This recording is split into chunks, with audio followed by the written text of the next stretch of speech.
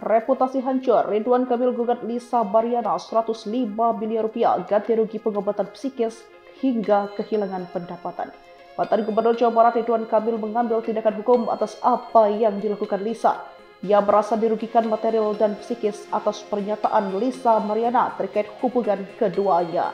Ia pun menggugat balik selegram Lisa Baryana dengan alasan telah melakukan serangkaian tuduhan tanpa dasar yang dinilai telah merusak nama baik, reputasi, dan kehidupan pribadi maupun sosialnya.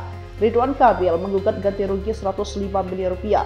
Muslim Jaya Butar-Butar selaku kuasa hukum Ridwan Kamil saat dihubungi mengatakan material gugatan balik atau rekonvensi kliennya kepada Lisa dicantumkan dalam dokumen jawaban atas gugatan dalam perkara nomor 184-G-2-2025-PNPDG.